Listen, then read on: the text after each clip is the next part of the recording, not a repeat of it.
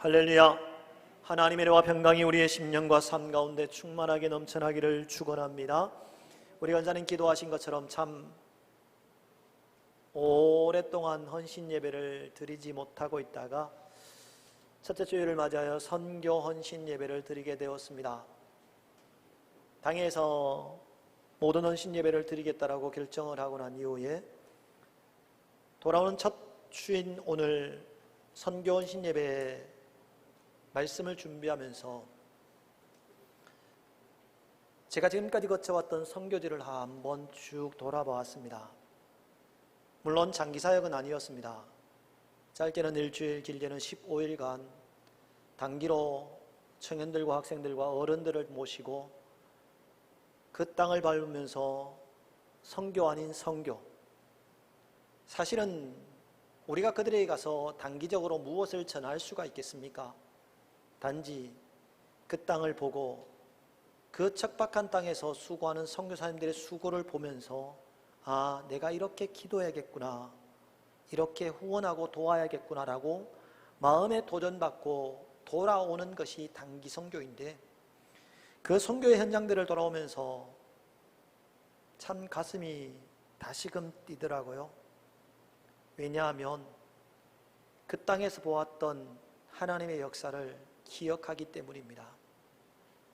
참 불가능할 것 같은 일들이 가능하도록 만드셨던 하나님, 막히는 부분들이 있음에 하나님께서 그 막힘을 그 선교의 현장에서 즉시로 해결해 주셨던 하나님, 때때로 위험도 겪었습니다. 그 땅의 사람들과 원치 않은 시비가 붙어서 참 불안한 가운데 그 땅을 빠져나올 수밖에 없었던 일들도 있었습니다. 하지만 그 땅에서 되어졌던 모든 일들 참 감사했다라고 고백하면서 오늘 선교 헌신 예배를 드리는 우리 성도님들과 어떤 은혜를 나누어야 될까 라는 생각들이 들더라고요. 그러면서 선교는 뭐냐? 결국 믿음의 표현이 아닐까. 선교지로 떠나는 많은 목사님들, 선교사님들, 그들이 어떻게 떠날 수 있을까요? 믿음이 그들 마음속에 있기 때문에 그들은 그 땅을 품고 떠났을 겁니다. 단기 선교를 떠나는 것도 마찬가지입니다. 이렇게 표현하면 죄송한 말씀이 될 수도 있지만 목회자들은 리더의 역할을 감당하기 때문에 교회에서 재정을 책임져 줍니다. 하지만 성도님들은요, 개인적으로 재정을 다 만들어야 됩니다. 특별히 청년들을 이끌어갈 때는요, 청년들이니 부모님들께 손을 벌릴 수가 없습니다. 2년 뒤에 3년 뒤에 있을 단기 선교를 생각하면서 그들은 아르바이트를 합니다. 때때로 저와 함께 단기 선교를 떠났던 청년 가운데 한 사람은 직장을, 사직서를 내고 퇴직금을 받아서 단기 선교를 떠난 청년도 있었습니다. 그렇게 단기 선교 떠나는 것도 결국은 믿음이 있을 때 가능한 행동이었던 겁니다. 그래서 오늘 저는 출애굽기 14장의 말씀을 보면서 선교를 우리가 직접 가지 않는다 할지라도 선교의 후원자로서 믿음을 가져야 되는데, 그 믿음이 도대체 무엇인가에 대해서 알아보고자 합니다. 믿음은 도대체 무엇일까요? 히브리서 11장의 말씀을 보면 믿음은 바라는 것들의 실상이요 보지 못하는 것들의 증거라고 말씀합니다. 계속해서 말씀하기를 선진들이 이로써 증거를 얻었다라고 우리에게 증언해 줍니다. 도대체 믿음이 무엇이기에 선진들이 증거를 얻을 수 있고 보지 못하는 것들의 증거가 되고 바라는 것들의 실상이 되어질 수 있을까요? 우리가 이 자리에서 선교사님들을 관심에 품고 기도할 뿐만 아니라 물질로 후원합니다. 언제가 될지 모르지만 우리 교회에서도 또다시금 단기 선교로 우리가 후원하는 땅을 밟을 수도 있을 겁니다. 그 모든 진행함에 있어서 출발점이 무엇이냐? 믿음에서 출발되어진다라고 표현할 수 있는데, 도대체 그 믿음을 어떻게 정의할 수 있을까요? 그 첫 번째로 오늘 본문 말씀에 등장하고 있는 믿음이라는 것은요, 하나님을 바라보는 것이 믿음이라고 가르쳐 줍니다. 이스라엘 백성들은 430년 동안 애굽에서 종노릇하며 삶을 살았습니다. 그 고통의 시간들을 보내면서 하나님께 부르짖어 기도합니다. 하나님 그들의 부르짖는 소리를 들으심으로 모세를 불러 이스라엘 백성들을 애굽 땅에서 이끌어내고자 계획을 세우셨고 진행시켜 나갑니다. 모세는 하나님의 부르심을 따라서 애굽 왕에게 찾아가 이스라엘 백성들을 보내라고 말합니다. 하지만 우리가 알고 있는 것처럼 바로 왕이 마음이 완강하여 거절합니다. 그가 보는 앞에서 하나님은 10가지의 재앙을 한 가지 한 가지 내립니다. 9가지 재앙이 내려져도 그의 마음이 돌아서지 않습니다. 마지막 10번째 재앙인 장자의 죽음이 그들 앞에 펼쳐지게 되어질 때 비로소 바로 왕뿐만 아니라 애굽의 모든 사람들은 이스라엘 백성들을 그 땅에서 내쫓아내듯이 보내어 주게 되어집니다. 그런데 오늘 우리가 보았던 본 말씀 앞부분인 2절 말씀에 보면 이스라엘 백성들이 바다와 믹돌 사이에 빈하 히롯이라는 곳에 장막을 치게 되어집니다. 그리고 5절 말씀에 보시면 어떤 사람이 이스라엘 백성들이 도망하였다라는 사실을 바로왕에게 고합니다.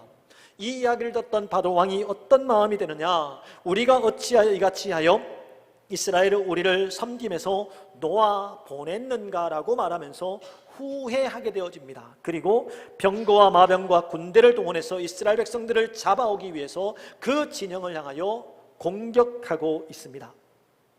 바로가 가까이 올 때 이스라엘 백성들이 했던 일은 무엇일까요? 여호와를 향하여 부르짖었다라고 말씀합니다. 그런데 거기서 끝났으면 참 좋을 것 같아요. 왜? 하나님께 부르짖으면 믿음의 표현으로서 하나님께 간절한 마음으로 기도했기 때문에 하나님의 역사가 나타날 터인데, 아쉽게도 그들은 여호와께 부르짖고 난 이후에 그들을 이끌어왔던 모세를 향하여 원망하고 따지기 시작합니다. 애굽에 매장지가 없어서 당신이 우리를 이끌어내어 이 광야에서 죽게 하느냐? 우리를 내버려 두라. 우리가 애굽 사람을 섬길 것이라. 이스라엘 백성들은 모세에게 이야기를 했습니다. 우리를 동요하지 말고 가만히 두라고. 분명히 그들이 신음하는 가운데 하나님께서 들으시고 그들을 애굽 땅에서 이끌어내려고 역사를 베풀어 줌에도 불구하고 그들은 믿음이 있다라고 말하면서 그들 앞에 놓여진 문제가 다가올 때마다 하나님을 향하여 원망합니다. 불평합니다. 그런데 그 모습을 보았던 하나님은 모세에게 이스라엘 백성들을 명하여 앞으로 나아가게 하고 지팡이를 들고 손을 바다 위로 내밀어 그것을 갈라지게 하라고 명령하셨음을 우리는 기억합니다. 이스라엘 백성들의 입장에서 한번 생각해 보시기 바랍니다. 애굽에서 10가지 재앙이 내릴 때 그들은 하나님의 살아계심을 경험하지 않았을까요? 처음에는 하나님께서 일하심의 역사를 마음으로 받아들일 수 없었습니다. 왜? 그들에게 노역이 더하여졌기 때문에, 더 심한 고통이 그들에게 찾아왔기 때문에 이것은 하나님의 역사가 아니야 라고 표현할 수도 있었습니다.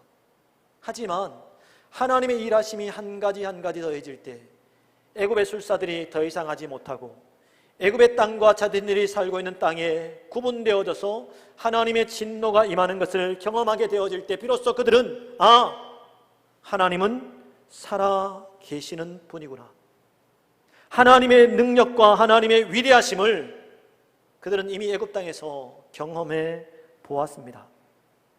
이것을 경험했던 이스라엘 백성들의 마음속에 하나님을 의지하는 믿음이 없었을까요? 우리의 입장으로 와서 한번 생각해 보시기 바랍니다. 내가 지금 고통 가운데 있어요. 절망의 순간들을 맞이하게 되었습니다. 하나님께 기도했더니 하나님께서 내게 찾아오셔서 기적을 보여주십니다. 하나님께서 사람을 보여주셔서 그 사람을 통해서 내 문제가 해결되도록 만드심의 역사를 보았습니다. 내 눈으로 친히 보았고 내 손으로 만진 바 되었습니다. 그러면 그 마음속에 하나님이란 존재에 대해서 어떻게 생각할까요? 하나님을 믿으니 이렇게 되어지네? 하나님께 기도하니까 역사가 나타나네? 이런 믿음이 분명히 있었을 겁니다.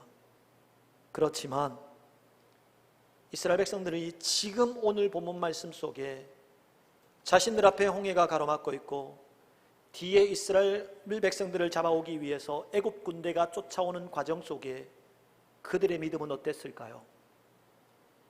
과거에 경험했던 믿음이 아니라 오늘 그들 앞에 놓여진 문제 앞에 그들이 경험했던 믿음의 경험은 흔들리기 시작합니다. 왜 흔들렸을까요? 왜 전적으로 하나님을 의지하지 못하고 불평과 원망의 소리를 발할 수밖에 없었을까요? 그것은 다른 것이 아니라 그들이 무엇을 보느냐의 문제에 달려 있었던 겁니다. 이 말을 달리 표현한다면 믿음이라는 것이 무엇이냐? 무엇을 바라보느냐에 따라서 믿음이 있느냐 없느냐가 결정나 버린다라는 겁니다. 하나님은 사람들에게 공평하게 두 개의 눈을 주셨습니다. 그런데 이 두 개의 눈을 가지고 어떻게 무엇을 보느냐에 따라 하나님에 대한 믿음이 있느냐 없느냐가 판가름남으로 인해서 이 땅에서 하나님이 행하시는 기적을 경험할 수도 있고 안타깝게도 하나님의 능하신 일들을 경험하지 못하고 삶을 살아갈 수도 있게 되어진다는 겁니다. 그러면 오늘 본문 말씀에 나타나는 이스라엘 백성들은 무엇을 보았을까요? 그들이 보았던 것에 대해서 10절 말씀을 보시면 우리 10절 말씀을 함께 읽어보겠습니다. 10절 말씀입니다. 시작. 바로가 가까이 올 때에 이스라엘 자손이 눈을 들어 본즉 애굽 사람들이 자기들 뒤에 이른지라 이스라엘 자손이 심히 두려워하여 여호와께 부르짖고 할렐루야. 우리가 보았던 10절 말씀에 이스라엘 백성들은 눈을 들어 무엇을 바라보았다라고 이야기할까요? 하나님을 바라보아야 됩니다. 그래야 믿음이 있다라고 표현할 수 있어요. 그런데 이들이 하나님을 바라본 것이 아니라 눈을 들었더니 자신들을 잡아가기 위해서 공격해 오고 있는 애굽의 사람들이 보이기 시작합니다. 능력을 행하시는 하나님은 온데간데 없고 그들의 눈앞에 자신들을 잡아 죽이기 위해서 찾아오는 애굽의 사람들이 보이기 시작하니 하나님께서 행하셨던 능력의 경험은 사라지고 능력을 경험했던 생각조차 떠올리지 못하고 두렵고 떨리는 마음으로 기도는 하지만 불평과 원망을 하는 자리에 이를 수밖에 없었던 겁니다. 이와 반대로 이스라엘 백성들이 애굽의 사람들을 바라보았다면 다른 한 사람은 무엇을 바라보고 있을까요? 다른 한 사람은 바로 우리가 알고 있는 것처럼 모세입니다. 13절 말씀을 한번 보시기 바랍니다. 13절 말씀에 모세가 백성에게 이르되 너는 두려워하지 말고 가만히 있어서 여호와께서 오늘 너희를 위하여 행하시는 구원을 보라. 너희가 오늘 본 애굽 사람을 영원히 다시 보지 아니하리라. 할렐루야. 모세는 지금 무엇을 바라보고 있을까요? 오늘 너희를 위하여 행하시는 구원을 보라. 지금 모세도 두 눈을 가지고 앞에는 홍해입니다. 뒤에는요 자신들을 잡아오기 위해서 쫓아오는 애굽의 사람들입니다. 똑같은 눈을 가지고 똑같은 것을 볼 수밖에 없는 사람입니다. 그런데 모세는 그 사람을 보지 않습니다.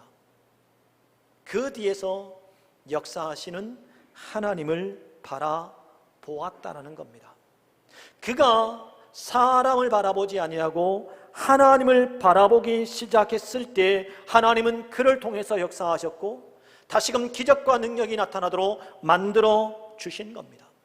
우리는 믿음이 있다라고 말하면서 이 땅의 삶을 살아갈 때 나를 괴롭고 힘들도록 만드는 문제를 바라보고 있지는 않습니까? 다른 사람들도 나와 동일한 문제를 겪을 수도 있습니다. 아니, 다른 사람들이 경험하지 못한 특별한 힘듦을 나 혼자 겪을 수도 있습니다. 그럼에도 불구하고 믿음이 있는 사람들은 그 문제를 바라보시는 것이 아니라 옛 습관을 찾아서 과거의 습관을 쫓아 문제만을 바라보는 것이 아니라 지금 현재의 삶에서 역사하시는 하나님의 능력을 바라볼 때 믿음이 있다라고 말할 수 있는 겁니다. 선교사님들을 통해서 복음이 그 땅에 떨어집니다.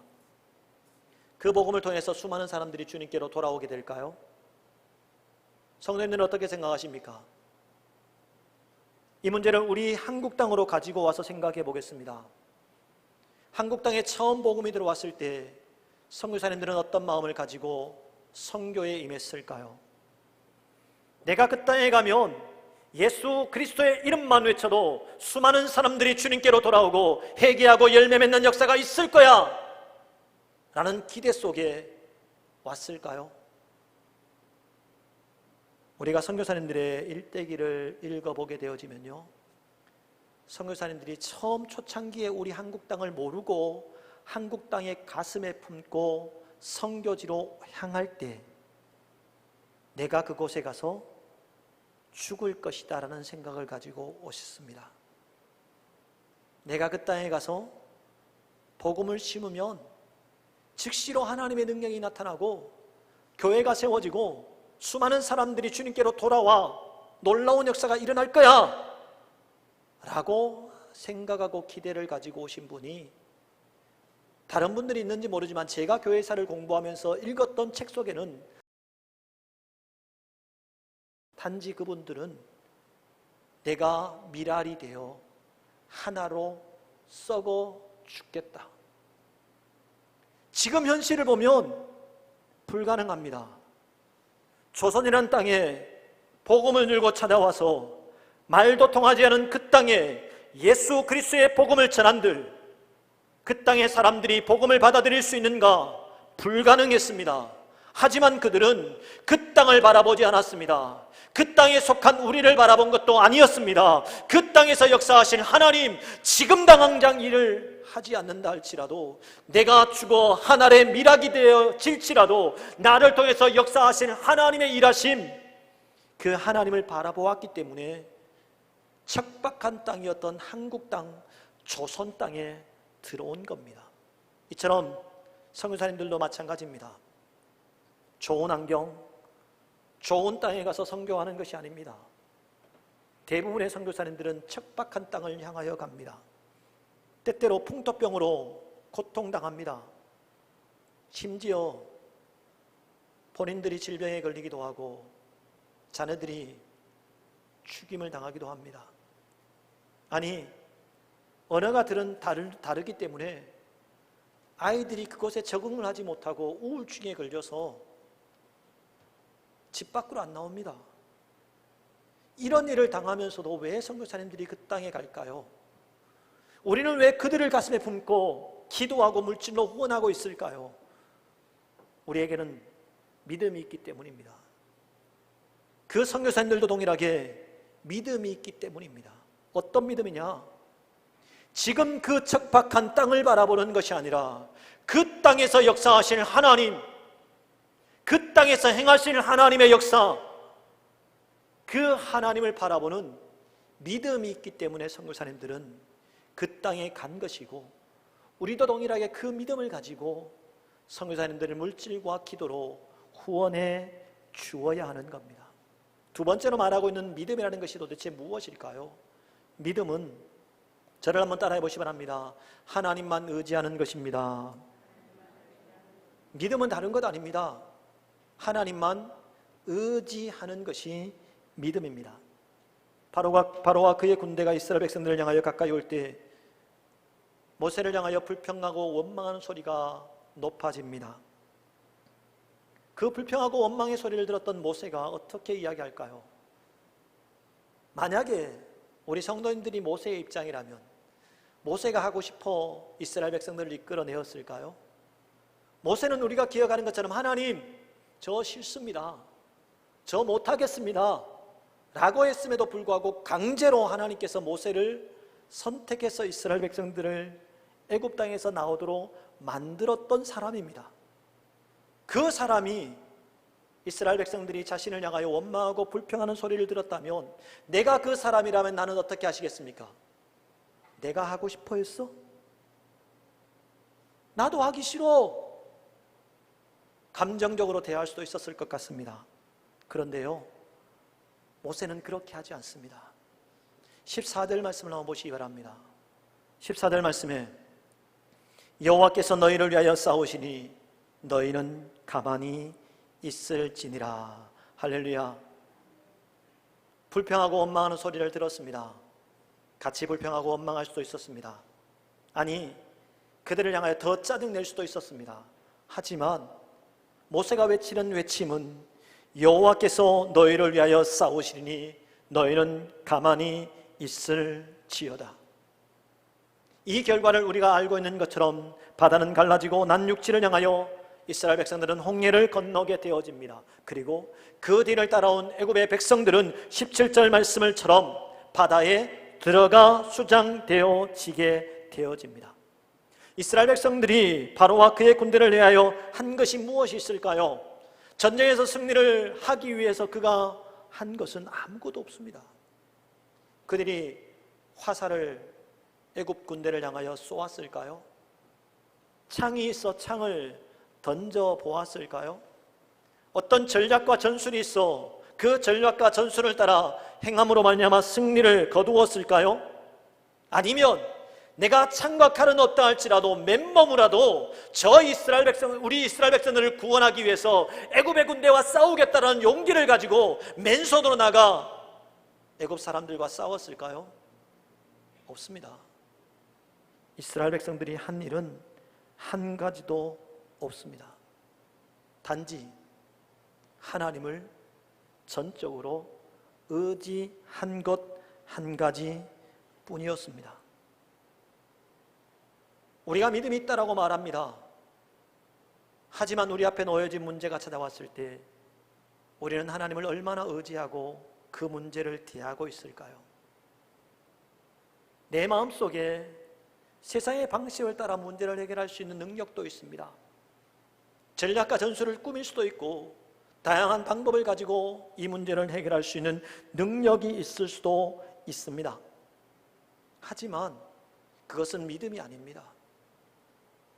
믿음은 하나님을 전적으로 신뢰하는 것으로서 하나님께서 전적으로 우리가 신뢰할 때 하나님께서 일깨워주는 방법을 따라 삶으로 살아내는 것이 믿음입니다.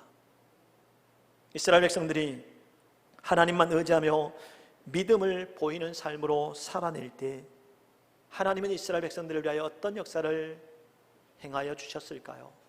오늘 우리가 함께 읽었던 19절과 20절 말씀 참 중요한 말씀이라서요 한 목소리로 한 번 더 읽겠습니다. 함께 읽겠습니다. 이스라엘 진 앞에 가던 하나님의 사자가 그들의 뒤로 옮겨가매 구름 기둥도 앞에서 그 뒤로 옮겨 애굽 진과 이스라엘 진 사이에 이르러 서니 저쪽에는 구름과 흑암이 있고 이쪽에는 밤이 밝음으로 밤새도록 저쪽이 이쪽에 가까이 못하였더라. 아멘. 하나님을 의지했더니요 하나님의 사자가 앞에서 뒤로 옮겨옵니다. 하나님의 사자가 옮겨오니 구름 기둥도 함께 옮겨옵니다. 그래서 이스라엘 백성의 진과 애굽 사람들의 진영이 가까이 할 수 없도록 막아버리는 겁니다. 애굽의 진에는 밤새도록 캄캄하고 구름만 있습니다. 그런데 놀라운 것은 하나님을 의지하는 삶을 살고 있는 이스라엘 백성들의 진영에는 밤입니다. 당연히 캄캄해야 되죠. 그런데 놀랍게도 그 밤이 밝음으로 밤새도록 저쪽이 이쪽에 가까이 못하도록 하나님께서 만들어 주셨다라고 말씀합니다. 이처럼 우리가 믿음이 있다라고 말하면서 하나님만 의지하는 자의 삶으로 묵묵히 걸어가기만 하면 지금 당장 하나님의 역사가 나타나지 않을 수도 있습니다.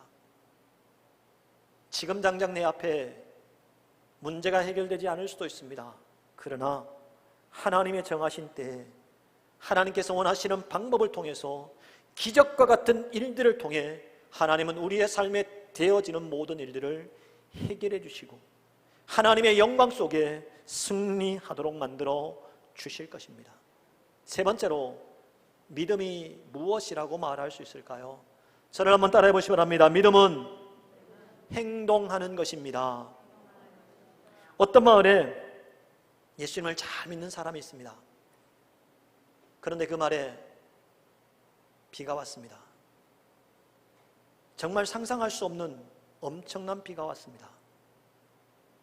그런 믿는 믿음이 있었기에 하나님께 기도합니다. 하나님, 아무리 많은 비가 온다 할지라도, 물이 차올라도 하나님께서 나를 구원해 주시기를 바랍니다.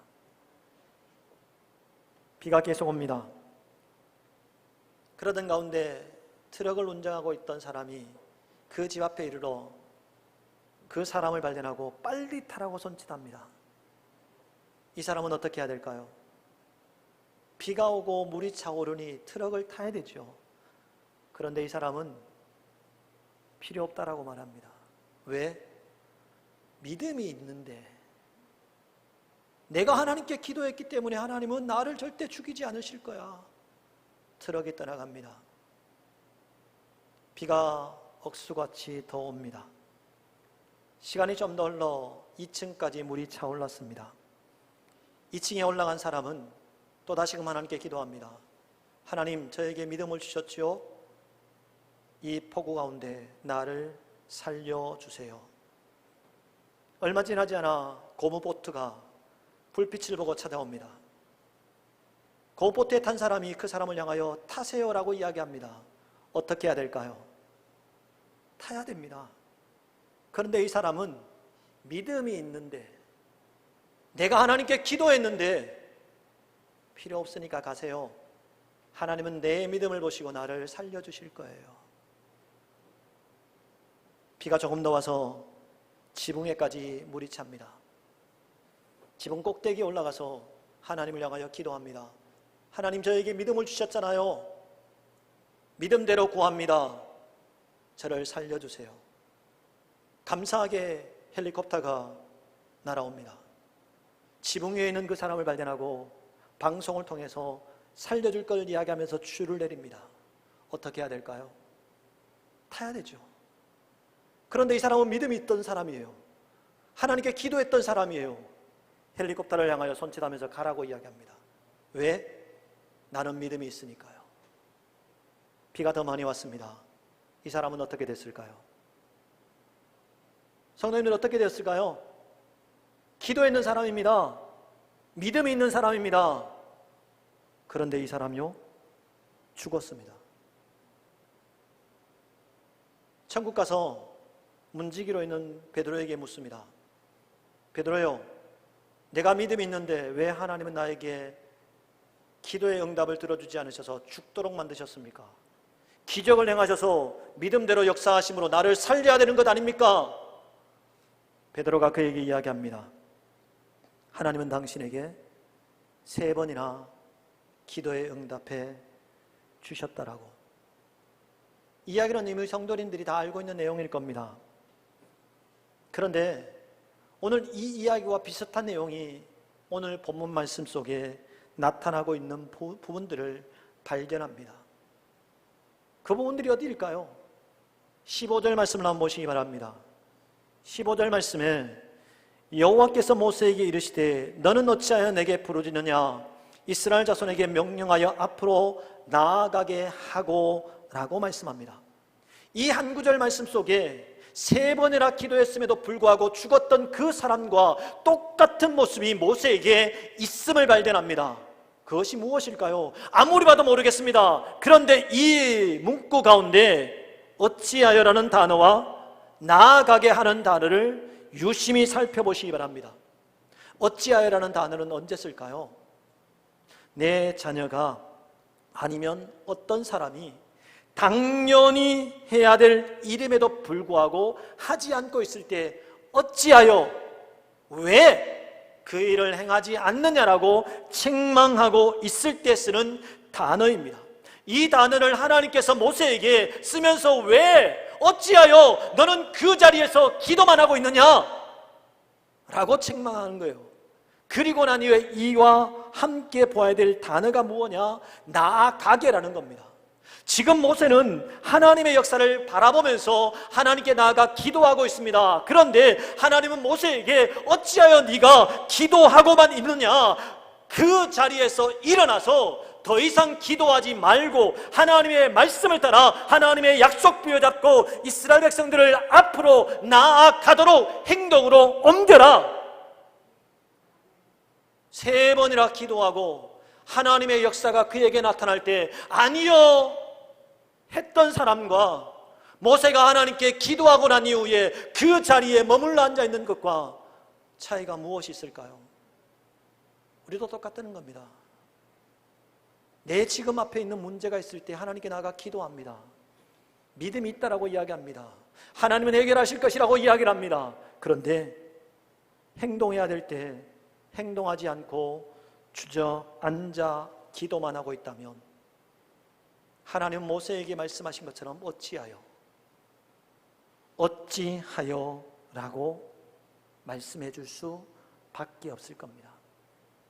지금까지 함께 하셨던 하나님, 지금까지 역사하셨던 하나님, 애굽 땅에서 10가지의 재앙을 나타내셨던 하나님의 능력을 기억하면서 그 하나님 한 분만을 의지하고 행동으로 옮겨 나아가게 되어진다면 분명히 하나님은 역사하시고 기적을 행하여 주시는 분입니다. 하지만 모세는 믿음이 있었습니다. 그러나 행동으로 옮겨야 될 그때 믿음을 따라 행동으로 옮기지 않았던 겁니다. 우리가 잘 알고 있는 것처럼 야고보서 2장 26절 말씀에 영혼 없는 몸이 죽은 것 같이 행한 없는 믿음은 죽은 것이라고 말씀합니다. 우리가 믿고 있는 것을 생각으로 아는 것으로 끝나는 것이 믿음이 아닙니다. 진정한 믿음은 내가 믿고 있는 것에 대하여 행동으로 옮기는 겁니다. 여기서 가장 중요한 것이 무엇일까요? 행동으로 옮기되 기준이 무엇이 되어야 하느냐가 가장 중요할 겁니다. 모세가 행동으로 옮겨야 됩니다. 행동으로 옮기는데 어떤 기준을 가지고 행동해야 할까요? 모세에게 요구했던 하나님의 요구는요, 하나님의 영광이 드러나는 기준을 가지고 행동으로 옮기는 거였습니다. 애굽의 백성들이 이스라엘 백성들의 뒤를 따라 홍해를 들어옵니다. 그런데 그들이 홍해 앞에 죽임을 당하게 되어집니다. 왜 애굽의 사람들은 홍해에서 죽임을 당하게 되었을까요? 이스라엘 백성들이 마른 땅을 건넌 것처럼 이들도 마른 땅을 건너고 있습니다. 당연히 그들도 말을 타고 있기 때문에 건널 수 있을 것 같아요. 그런데 하나님께서 그들을 물에서 죽이십니다. 왜냐? 그들은 하나님의 영광을 위해서 물로 난 그 마른 땅을 건너고 있지 않기 때문에, 그들은 도리어 하나님의 영광을 가리기 위해서, 하나님의 계획을 망가뜨리기 위해서 물로 뛰어들었기에 그들은 그 땅에서 물로 인해서 죽임을 당할 수밖에 없었던 겁니다. 우리가 어떤 일을 진행함에 있어서 믿음이라고 이야기합니다. 믿음이라고 이야기하면서 이렇게 해야 된다, 저렇게 해야 된다라고 말합니다.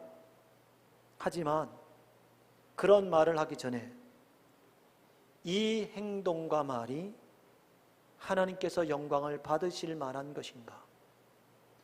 이것이 정말 하나님께서 기뻐하실 것인가? 내가 이 말을 하고 난 이후에 그 말로 인해서 하나님의 영광이 그 말로 이 땅 가운데 나타나게 되어지는가? 그것을 우선적으로 생각하면서 우리는 믿음이 있다라고 말하는 것이 아니라 믿음을 따라 행동으로 옮겨내어야 하는 겁니다. 성교 헌신주일을, 헌신 예배를 드리고 있습니다. 성교는 어찌 보면 공허한 것입니다. 지금 당장 열매가 맺어질 수 없는 것이 선교입니다. 부흥은 무엇일까요? 하나님의 역사가 일어날 때 부흥은 이루어질 수 있습니다. 하나님의 역사는 무엇일까요? 우리의 힘으로 할 수 없는 것이 하나님의 역사입니다. 하지만 선교와 부흥과 하나님의 역사가 우리가 살고 있는 이 시대 가운데 우리 여성교회뿐만 아니라 선교의 현장 가운데 나타나도록 만드는 방법이 무엇이냐? 우리의 마음속에 진정한 믿음이 있느냐 없느냐에서 판가름 나버립니다. 선교 헌신 예배를 드리고 있는 사랑하는 성도 여러분, 내 마음에 진정한 믿음이 있는가 매 순간 점검하시기를 소망합니다. 과거가 아닙니다. 그렇다고 해서 미래도 아닙니다. 하나님께서 믿음을 요구하시는 것은 지금 바로 이 순간 여기에서입니다. 믿음을 가지고 삶을 살아내므로 그 순간 역사하시는 하나님의 능력, 앞날의 삶 현장 가운데 일하시는 하나님의 은총을 경험하며 살아가는 모든 성도님들의 삶이 되어지기를 축원합니다. 기도하겠습니다.